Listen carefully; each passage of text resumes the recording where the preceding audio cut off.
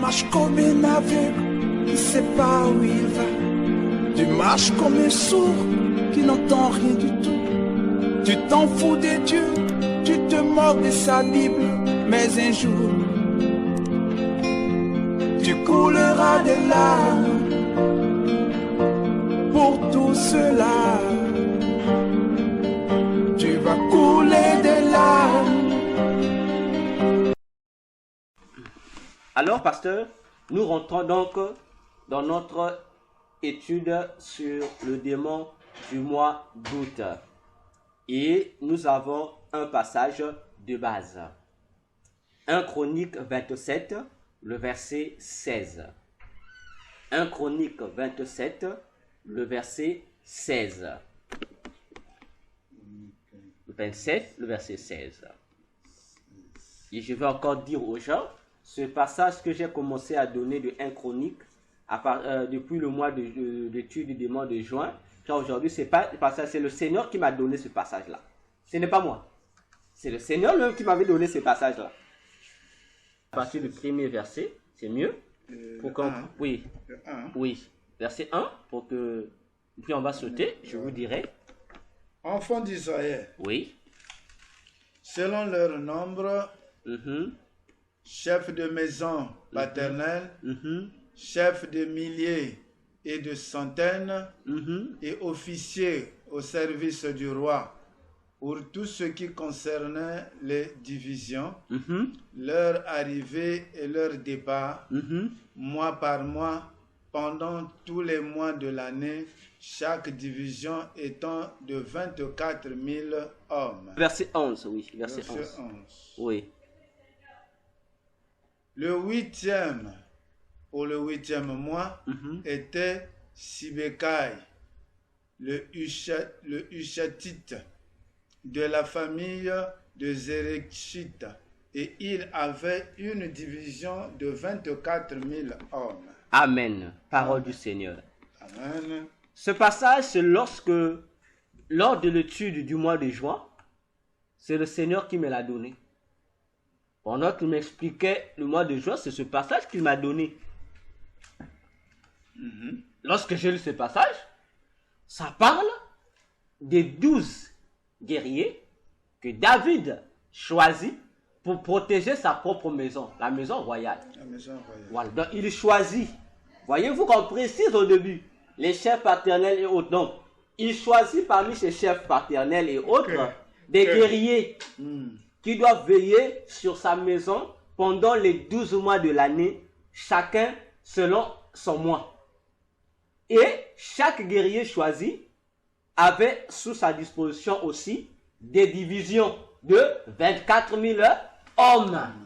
Alors, pasteur, on va se poser la question. Le roi David, roi, pour la garde de sa maison, il va prendre des guerriers pour quoi faire? Pour protéger sa maison pendant les 12 mois de l'année. Et chacune des gardes devait garder pendant les 12 mois de l'année. Ce mois-ci, il y a un tel qui doit gérer avec sa division. Ce mois-ci, ce mois-ci, ce mois-ci. Alors, pasteur, vous croyez que c'est en va? Non. Et lorsque le mois a été fait, j'ai été béni par le Seigneur. Et à mon tour, j'ai béni le peuple de Dieu par rapport aux révélations que le Seigneur expliquait. Et dans le mois de juillet, nous l'avons encore expliqué. Parmi les explications, je vais soutirer quelques-unes en passant. Le Seigneur dit que David représente ici nos dirigeants physiques et spirituels. Voyez-vous? Alors, ainsi, nous représentons ces guerriers-là qui devront veiller sur nos responsables, sur ceux qui nous conduisent. On doit veiller sur eux parce qu'ils sont pour nous nos sources de bénédiction. Amen. Le Seigneur dit encore, David représente ici quoi? Il représente notre héritage, notre bonheur, que nous devions garder. Voyez-vous?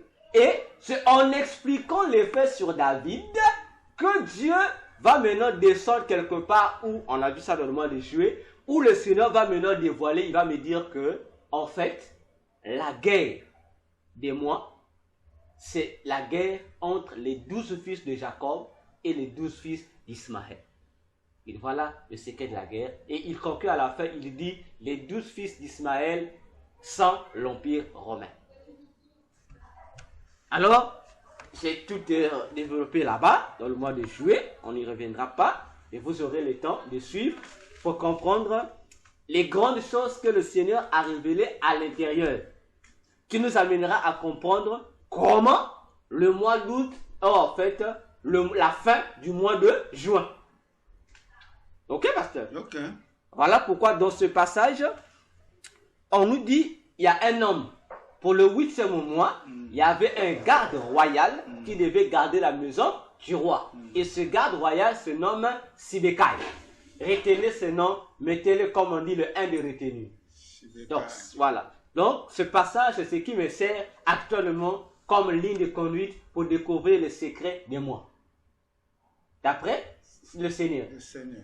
Voilà, donc nous parlons ici du mois de août. Nous savons que le mois d'août, c'est pour nous le 8e mois de l'année. Et vous avez bien lu, on a dit pour le 8e mois. Donc, nous sommes bel et bien au 8e mois. Quoique nous sommes encore en juillet, mais nous anticipons notre étude. Nous parlons sur le mois d'août. Le mois d'août. Alors, comme d'habitude, d'après notre sommaire, notre grand 1, c'est la signification du mois, du nom août. La signification du nom août. Alors, avant de donner la signification, parce que lorsque nous avons fait l'émission ce jour, vous n'étiez pas. Non. Alors, le Seigneur m'a expliqué quelque chose. Il m'a dit, le mot mois, le mot qu'on utilise, le mot mois, le mois quoi, comme le mois de l'année. God. Voilà. Il dit, c'est un nom qui vient du latin. En latin, c'est mensis. Mensis. En latin. Il dit, mais le mois lui-même, le mot là, mois, ça signifie les monstrues. Les monstrues. C'est-à-dire les monstrues d'une femme. Et le Seigneur m'explique pour dire que si le mois signifie les monstrues d'une femme, or, lorsque une femme a ses monstrues, ça montre que l'état fertile de cette femme, ça montre que cette femme-là est propice à pouvoir produire. Et c'est là que le Seigneur m'explique, il dit, en réalité, chaque mois que moi j'ai créé a pour objectif de produire la vie auprès des habitants de la terre. Ceux qui doivent bénéficier de ça doivent jouir de la vie. Conformément à ce qui est écrit dans Genèse 1, le verset 14 jusqu'au verset 16, où Dieu dit, les mois sont là pour réglementer désormais la vie sur terre, en nous apprenant à connaître les temps, les saisons et autres, comme pour dire que le mois contient en lui la vie. Donc, chaque mois en réalité pour Dieu, c'est que chaque mois devait nous bénir. Donc, nous devons jouir dans chaque mois les bénéfices que doivent apporter le mois. C'était juste un rappel. Et c'est là que j'ai rappelé aux gens que l'étude que nous faisons sur les démons mensuels, elle n'est pas vaine. Parce que, comprenant la mission que Dieu a donnée au mois, Satan à son tour fait quoi? Il fait de toutes les manières possibles que les mois ne puissent plus accomplir leur mission salutaire comme il le faut pour être désormais des mois comme des outils de malheur pour les humains. Ainsi, c'est lui qui comprend que le mois est pour lui une source de vie et qui comprend également qu'il y a une entité démoniaque qui empêche que le mois soit bénéfique pour lui. Ça veut dire qu'il est bien placé pour lutter de sorte que le mois ne puisse pas être malheureux pour lui. Amen. Ainsi, le mot août signifie Auguste.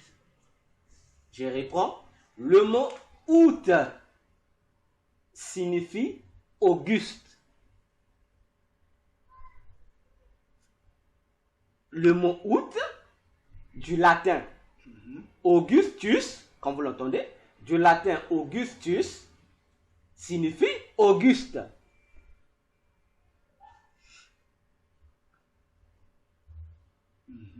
C'est bon, vous me suivez? Oui. Ça signifie Auguste.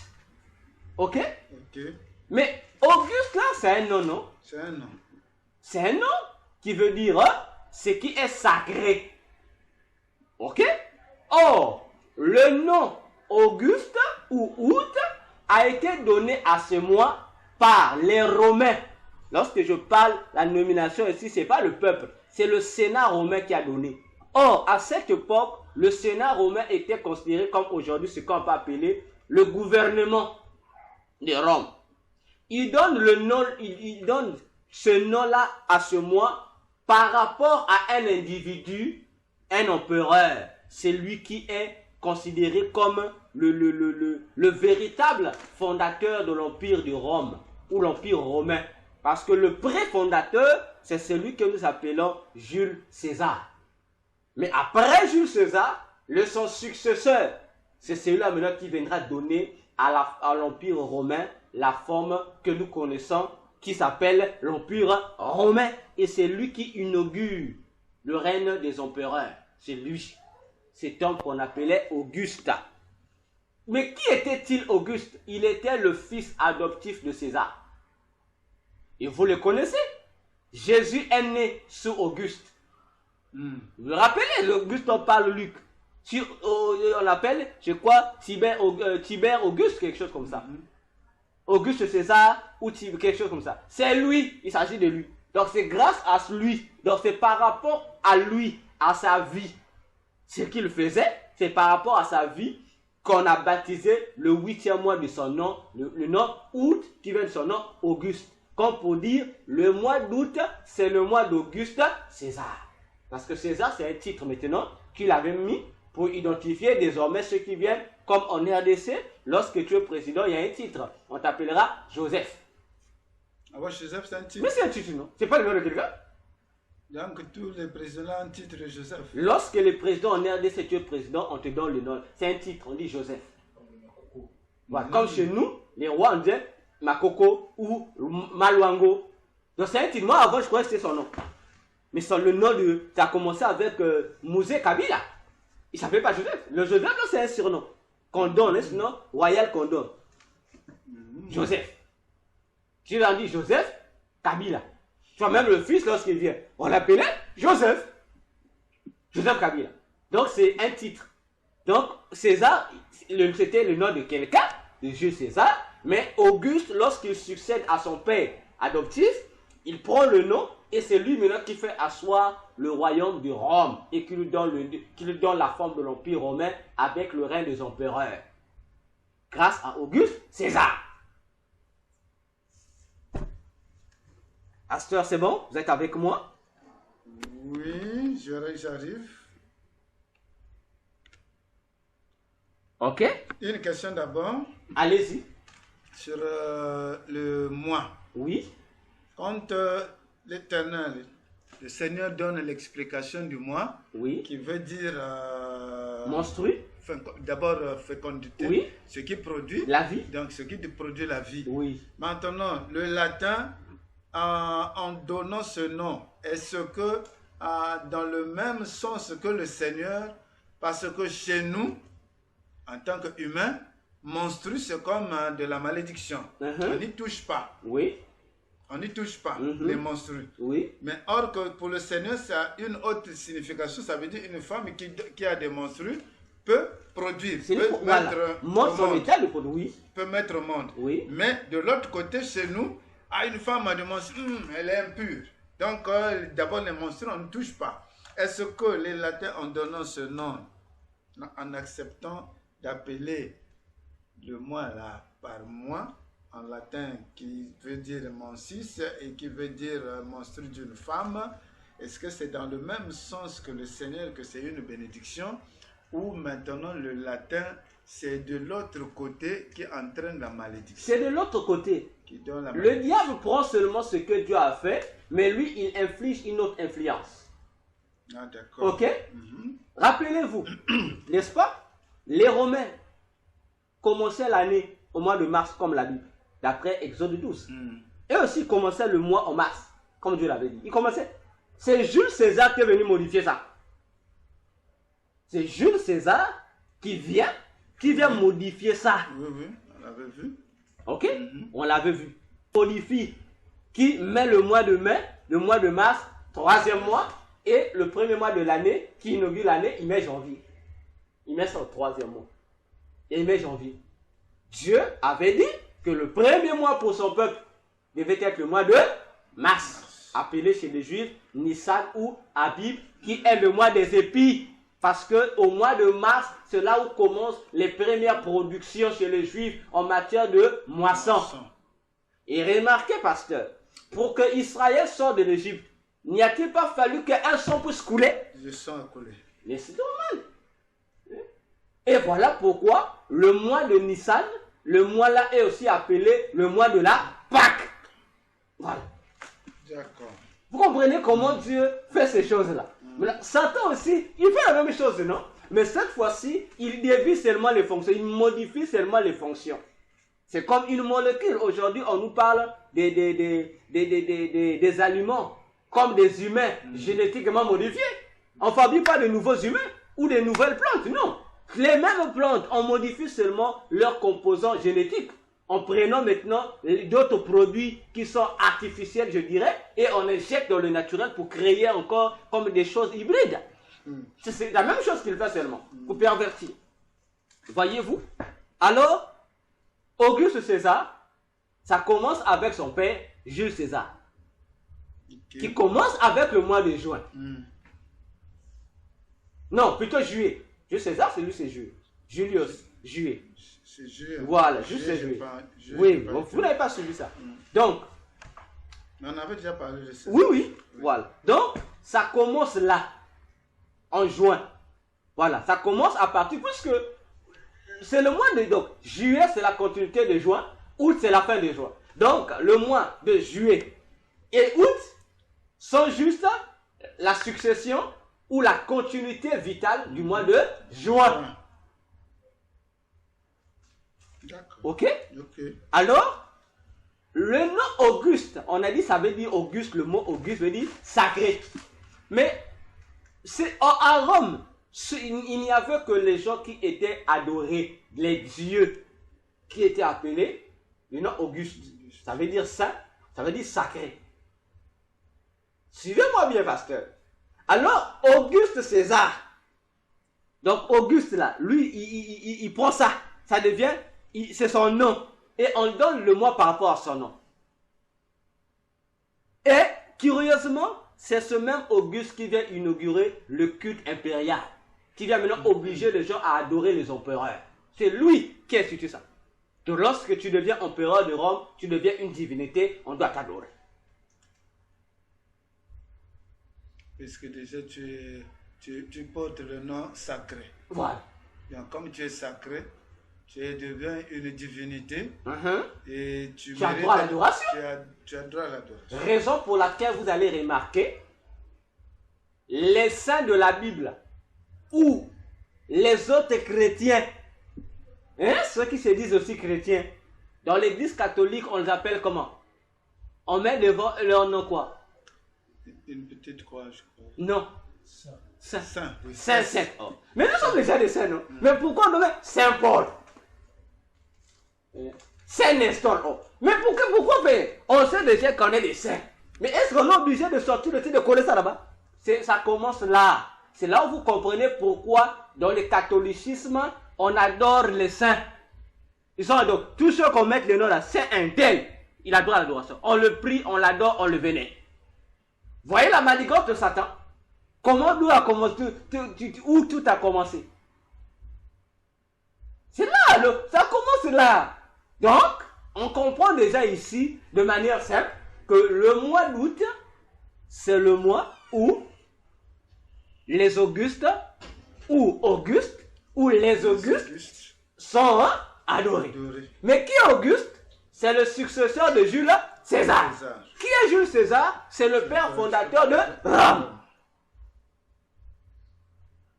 qu'on se fait comprendre. Oui. Maintenant, je vais vous amener à comprendre, à avoir une idée, à comprendre ce mystère-là. Jules César, n'est-ce pas?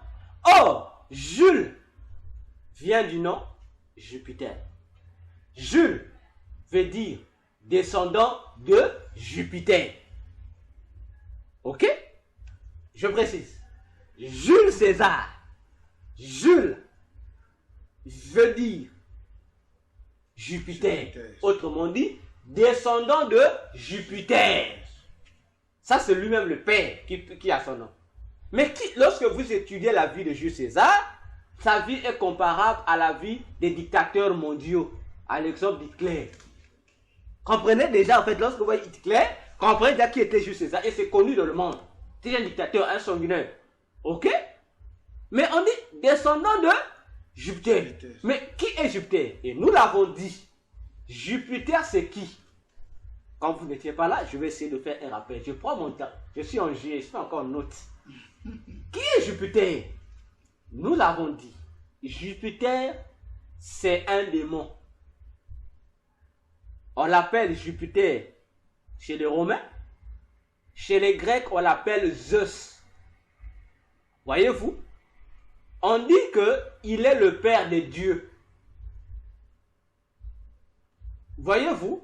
Maintenant, si tu es ignorant, tu vas croire que c'est Satan. Quand tu as entendu, il est le père de Dieu, tu as dit non, non, c'est lui, Lucifer, Satan. Non. Il n'est même pas Lucifer, Satan. C'est un autre démon. Mais chez les Grecs, il était considéré comme le père de tous les dieux. Zeus. Les Romains l'appellent Jupiter. Dans Actes, on parle de lui aussi. La Bible, je crois qu'avec vous, on a lu ça dans la Bible. On parle de lui. Parce que lorsqu'on cite les noms des démons ici, les gens se fâchent. Les chrétiens se fâchent. Les pasteurs se fâchent. Mais la Bible, on a cité aussi. Dans Actes, Paul et Barnabas sont retrouvés à Athènes, chez les Grecs. On a considéré Paul comme celui qui parlait. On dit que non, il était le dieu Mercure. Et on a considéré Barnabas comme étant Jupiter. Et on a même dit les dieux sont descendus parmi nous. Et on a commencé à les adorer. Et puis Paul et Barnabas ont déchiré les aveux, dit blasphème. J'invente rien.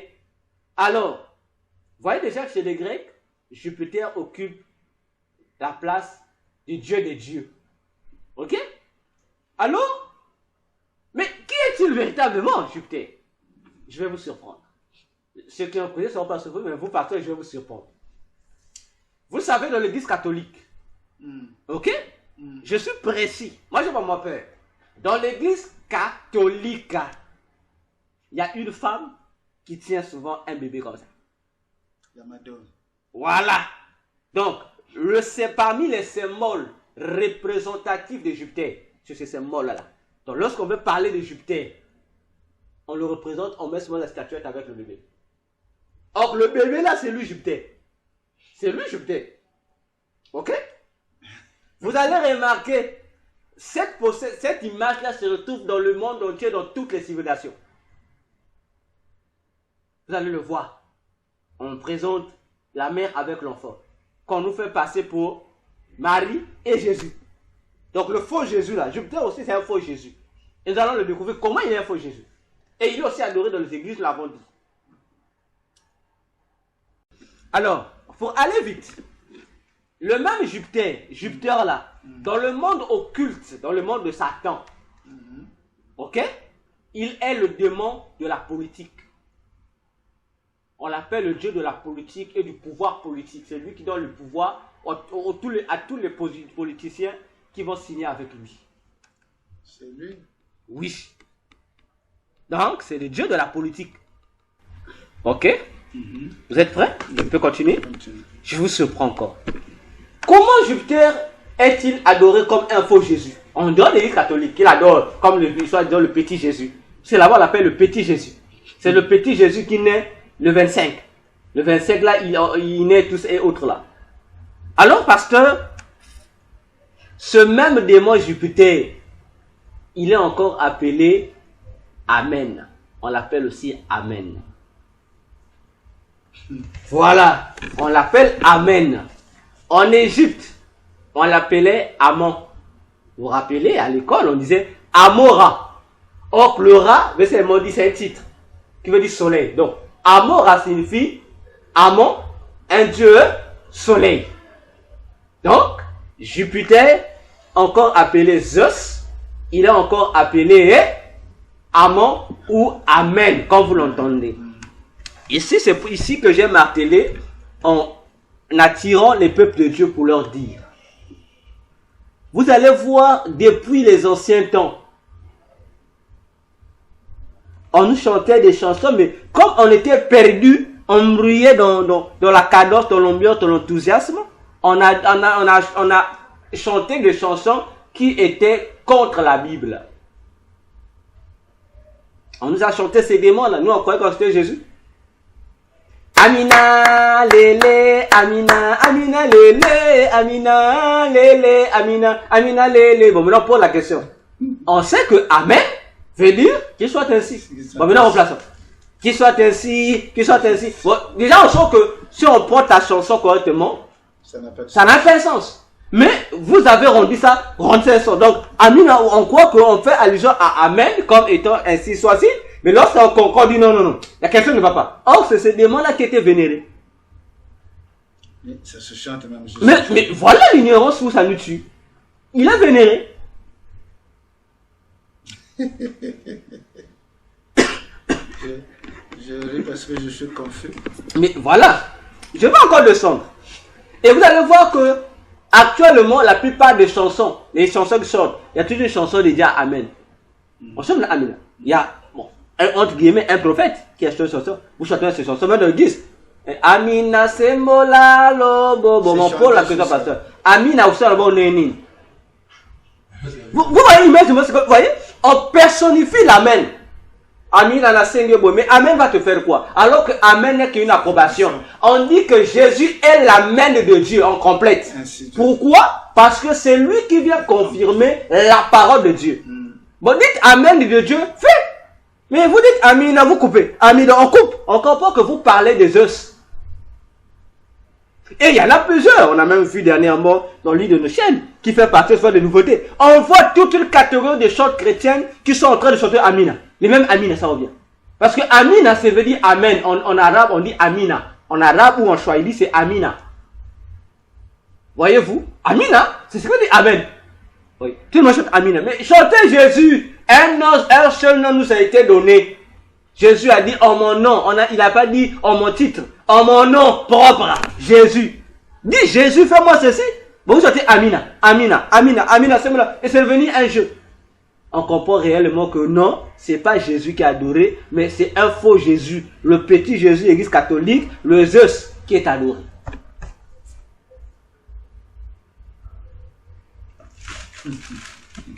Voyez comment Satan nous détruit. Et je comprends du jour au jour pourquoi Dieu a dit dans Osée 4:6, mon peuple périt parce qu'il manque de connaissance. Donc toi tu es dans la présence de Dieu pour adorer Dieu, mais tu invoques Satan sans t'en rendre compte. Bon, tu fais 10 ans, je prie, j'ai pas de solution. Je vais plus prier. Mais parce que tu fais l'interdit, Dieu a dit dans Exode 20, tu n'auras pas un autre Dieu devant ma face. Bon, toi, tu te présentes devant la face de Dieu avec un autre Dieu. Voilà le problème. J'ai encore dit aux gens, j'ai dit, regardez. Hosanna, alléluia, Hosanna, alléluia, Hosanna, elombe mobali papa nanga. Voilà, pasteur, vous êtes pasteur. Dites-moi, pasteur. Est-ce que Jésus s'appelle Hosanna? C'est gloire de Dieu. Ah, pasteur. Est-ce que Jésus s'appelle Hosanna? Hosanna veut dire béni soit celui qui vient au nom de Dieu. Ce n'est pas le nom de quelqu'un. C'est une phrase. Bon, maintenant, on prend la phrase là, on met ça un nom. Et je dis encore aux gens, Hosanna, il y a un démon qui s'appelle Hosanna. C'est là où on dit aux chrétiens, soyons des chrétiens de Béret. Examinons ce qu'on nous chante dans les chansons. Mais le problème, surtout au Congo, je veux dire que l'église aujourd'hui, c'est une église importée.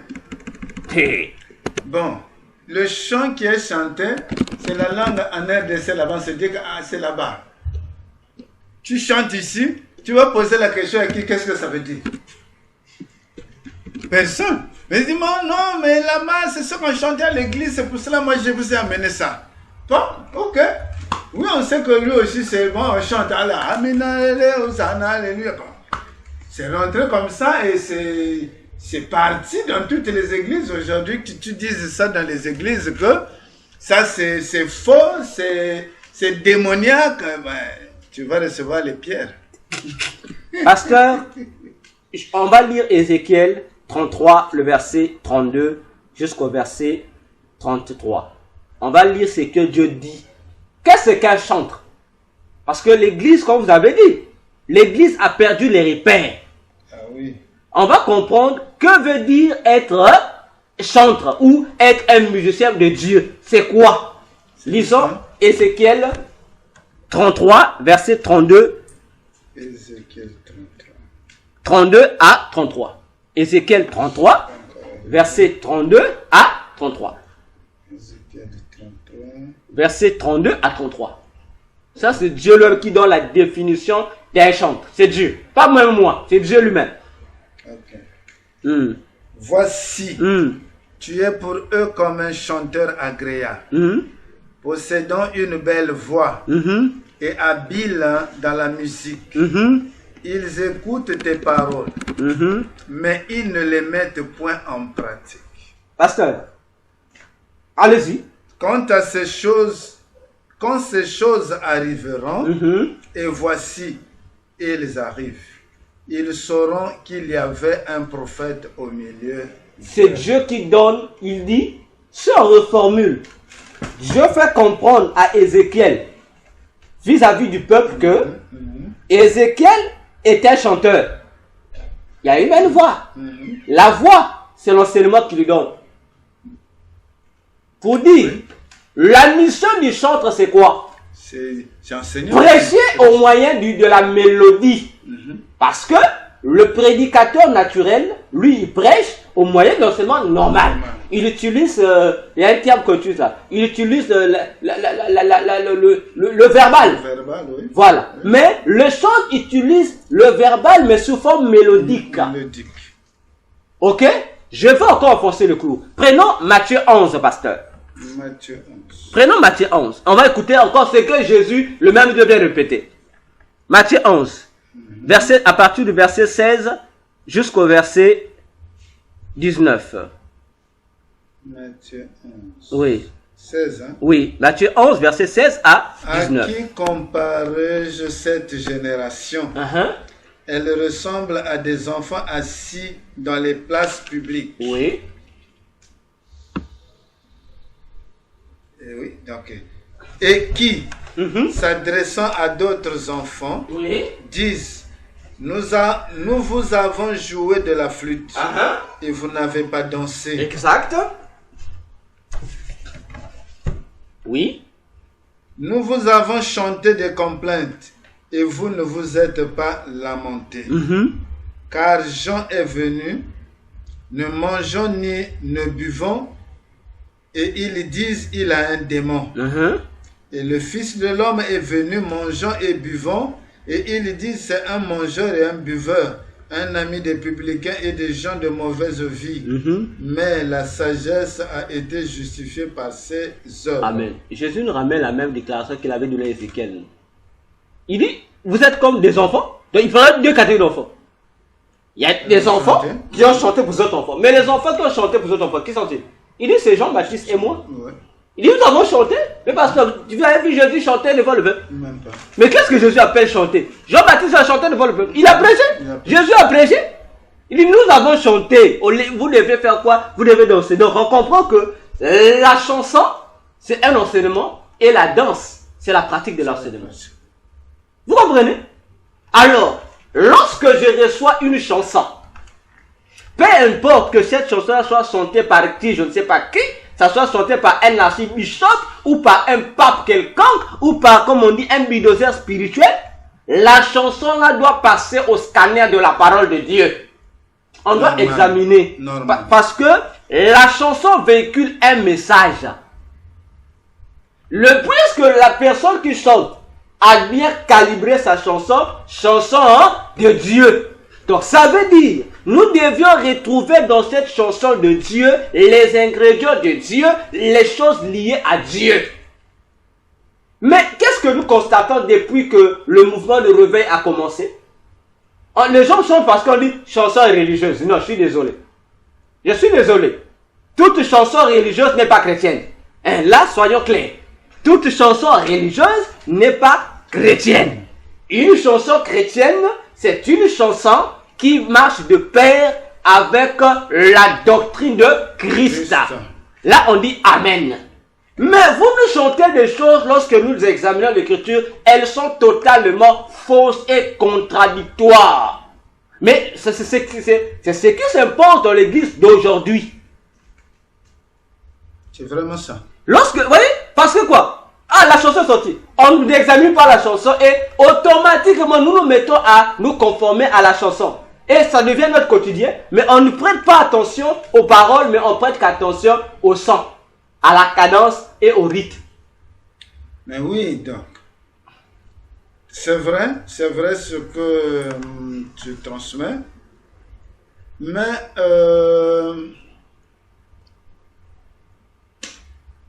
les langues. Oui. Les langues, je parlerai surtout des langues en RDC, il y en a des dialectes. Il y en a plusieurs, oui. Il y en a plusieurs. Oui. Et pour la plupart des chants, je parlerai surtout entre les deux Congos. Oui. Ailleurs, je ne sais pas. Surtout entre les deux Congos. Nous savons que déjà pour le Congo-Brazzaville, les églises de réveil commencent en RDC. Oui. C'est un mouvement qui quitte là-bas, qui vient ici. Oui. Quand le mouvement quitte, qui vient, déjà, ceux qui apportent le mouvement, est-ce qu'ils ont eu le temps d'examiner certaines choses? Point d'interrogation. Ils les amènent comme ça, crus. Nous aussi, ici, qui avons reçu, nous n'avons pas eu l'esprit de poser la question, ah, mais c'est chanter en langue que nous ne connaissons pas ici, ça veut dire quoi? Est-ce qu'on a eu des réponses? Non. Puisqu'on n'a pas posé des questions. C'est devenu une normalisation dans les églises. Voilà. Comme on dit, les patriarches ont laissé, les descendants, nous continuons dans la même vallée. Voilà. Or, aujourd'hui, je peux comprendre, entre parenthèses, que celui peut-être qui avait commencé à chanter, par exemple, puisque nous sommes là à Mina et Hosanna, oui. Soit il avait cette connaissance-là, et il a entraîné le peuple dans l'erreur, oui. Sachant que c'est ce qu'il doit faire. Oui. Soit il était ignorant lui aussi.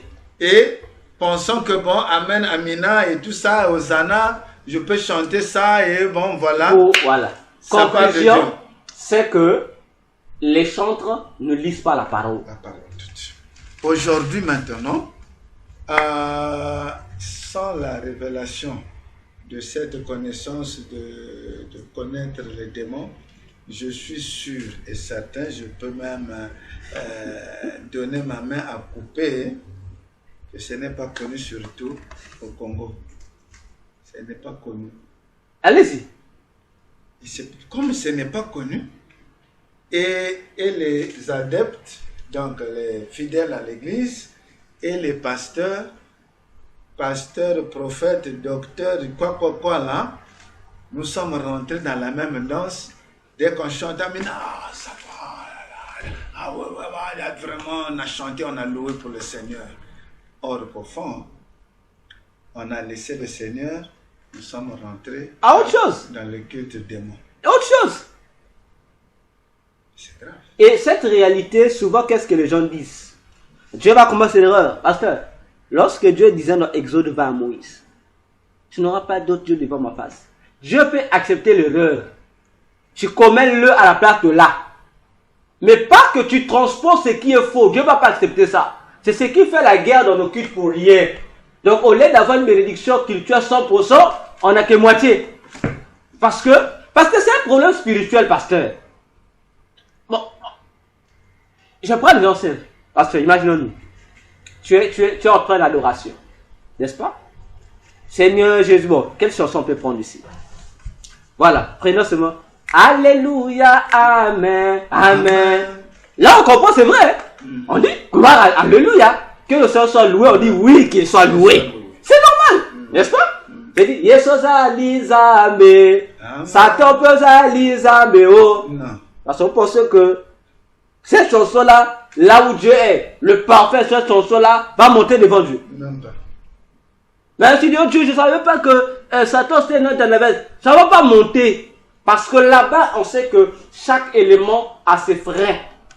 C'est pourquoi l'Apocalypse nous montre qu'on dit que la prière des saints, c'est un parfum de bonne odeur. Et toujours dans la Bible, là, pasteur. Mais moi, j'aime la Bible, là. Parce que, prenons encore la Bible encore. Prenons Amos 5, le verset 24 sur le verset 26. Parce que les chrétiens, il faut les corriger avec la parole. Amos. Oui, 5, verset 24 jusqu'au verset 26. Amos 4. 5. Amos 5, hein? Oui. Amos 5. Okay. Verset 24. 24 jusqu'à 26. Parlons des chansons. Écoutons ce que Dieu nous dit. Parce que nous, on commence à se moquer de Dieu. On commence à faire de la spiritualité ce que nous pensons. Mais, comment c'est verset 24? Oui. Mais que la droiture soit comme un courant d'eau, et la justice comme un torrent qui jamais ne tarit. M'avez-vous fait des sacrifices et des offrandes pendant les 40 années du désert, maison d'Israël? Je pose une question.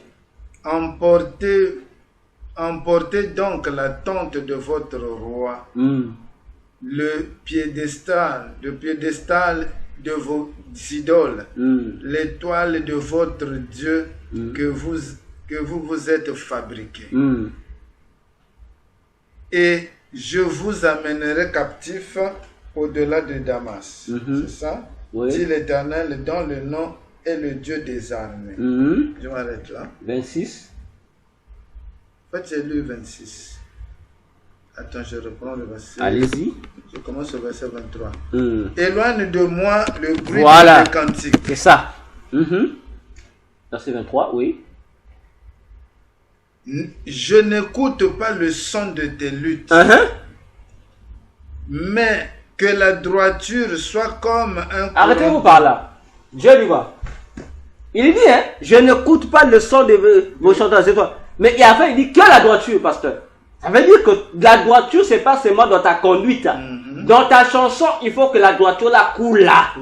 Parce que si Dieu est saint, mais dans la chanson ou de l'œuvre que tu fais pour Dieu, il n'y a pas de Dieu n'écoute pas ça. Parce que c'est une abomination que tu vas faire. C'est comme si tu prenais le parfum de Dieu qu'on répondait dans la maison de Dieu était avec une composition particulière que Dieu lui avait donnée. Donc si tu allais fabriquer ton parfum ailleurs, tu vas mettre, c'était abominable. Voilà le danger qui se trouve aujourd'hui dans la musique chrétienne, dans nos chansons. Où nous sommes toujours en train de parler du démon, les démons qui nous sont chantés. Voyez-vous? Donc il suffit juste de prendre une chanson chrétienne, de le passer à l'examen de la parole.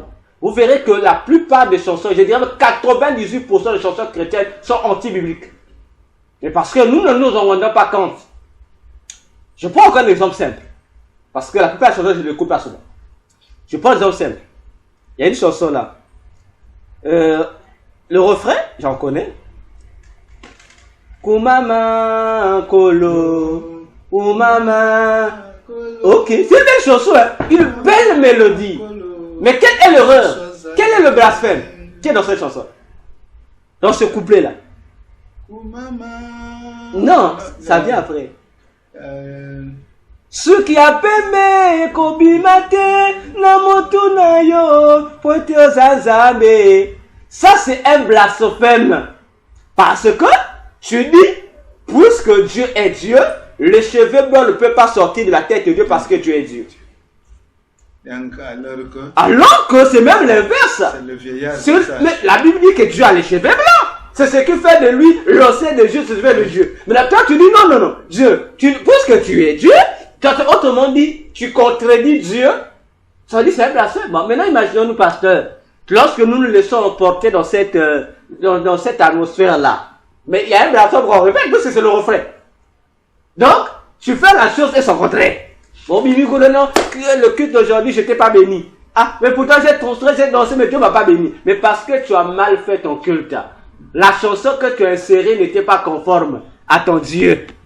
Automatiquement, il y a un impact, non? Il y a un impact. Tu adores Dieu. Mais comment tu vas adorer Dieu avec les éléments qu'il ne faut pas? Il y a un problème. Il y a un problème. Très problème. Voilà. Où les choses où on nous amène pour nous compliquer la vie. Je monte encore. Le frère Charles Mumbaya. Il chante bien. Il chantait bien. Mais il doit chanter une chanson, non? Téléphone. Allô, allô. Téléphone est routine, allô là. Blasphème. Parce que le téléphone n'a pas quitté le ciel. Le téléphone a été fabriqué par Satan lui-même dans le monde sous-marin. Surtout que c'est allô, alloïm. Voyez un peu comment un peu les sentiments ou les émotions nous mettent en erreur.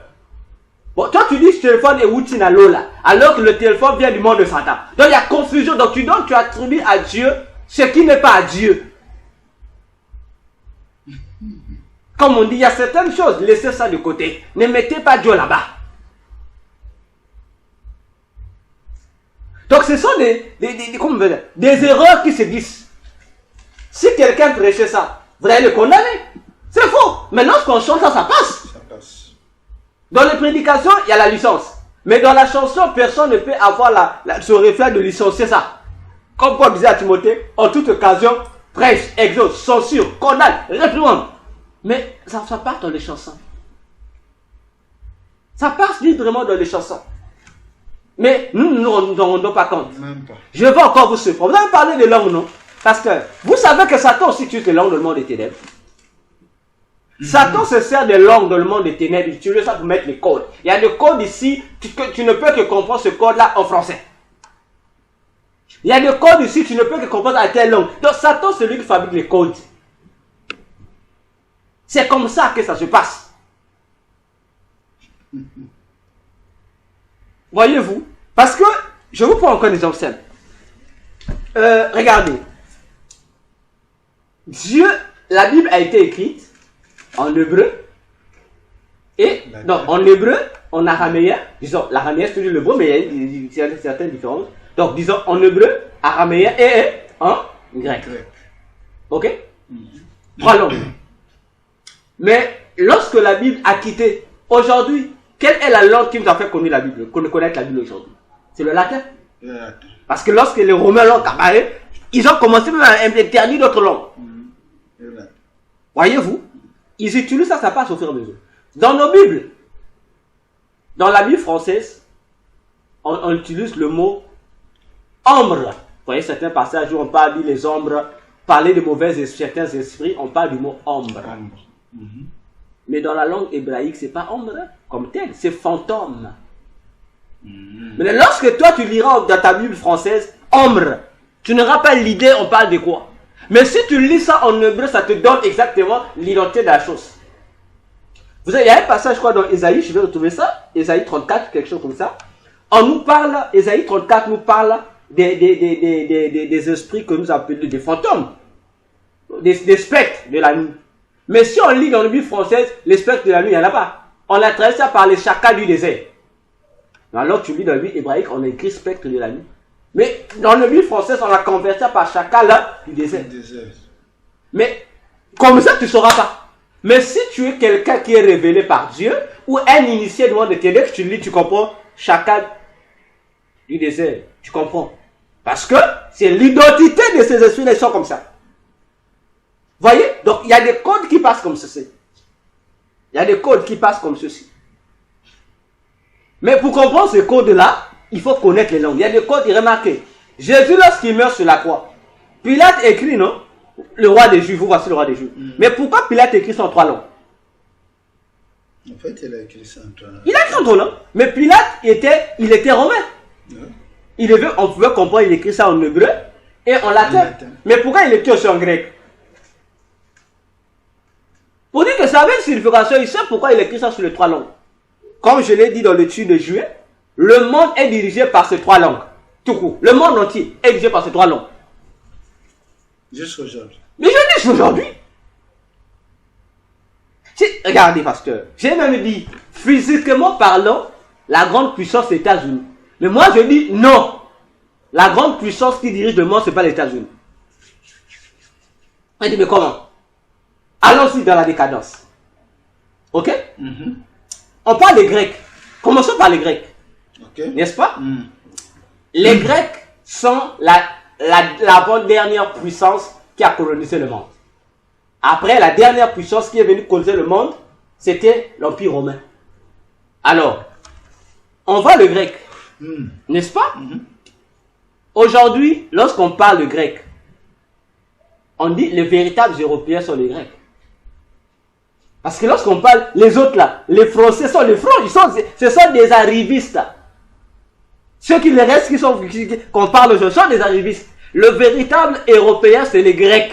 C'était eux qu'on appelle les Européens. Ok?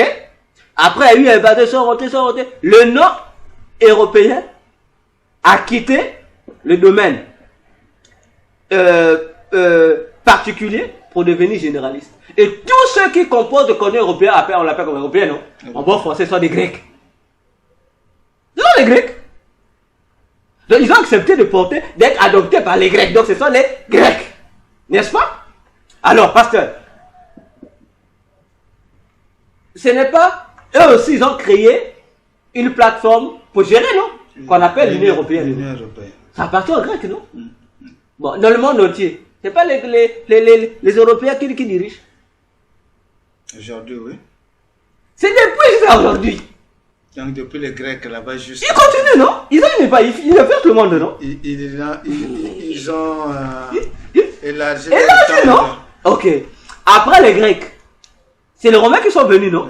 Donc, la première puissance qui gère le monde, on a les Grecs. Mais les Grecs aussi sont dominés par une puissance, qui est l'Empire romain. Donc, les États-Unis n'ont rien à voir, parce que je vous apprends, pasteur, ce sont les Européens qui ont créé les États-Unis. Oui. C'est connu.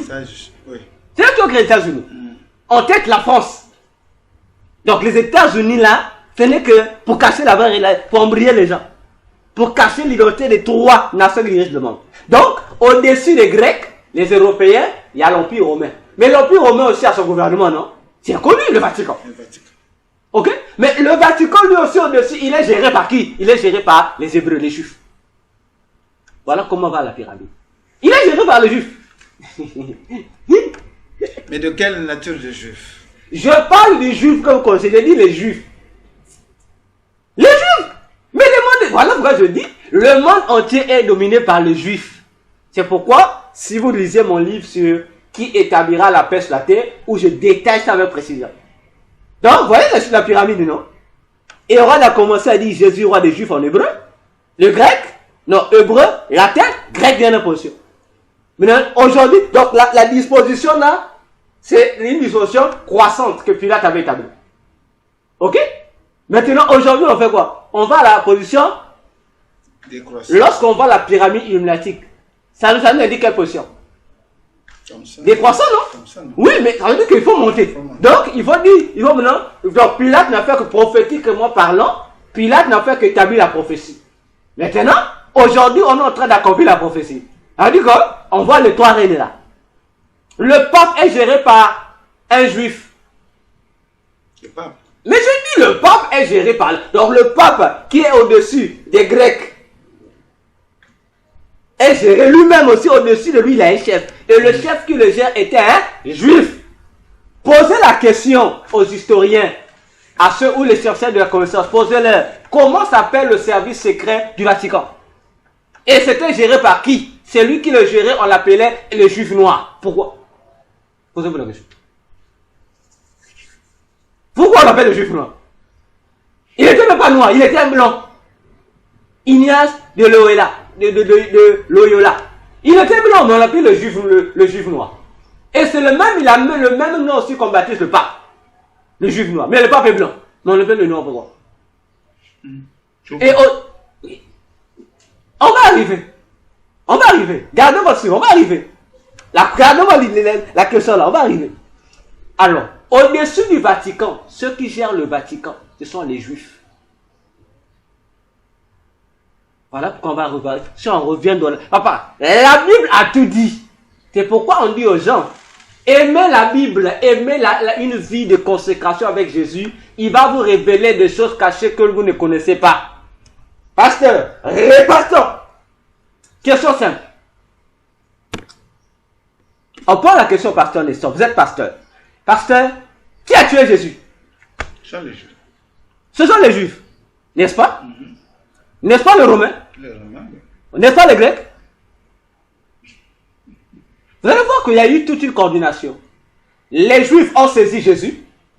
Ce sont les Juifs qui l'ont amené auprès des Romains. Les Romains, en complicité avec les Grecs, on dit qu'il faut les crucifier. Mais on dit que ce sont les Juifs. On dit non, mais ce n'est pas les Juifs. On dit, mais le Romain veut laver les mains. Ça ne nous concerne pas. Et ils ont dit, il doit être crucifié.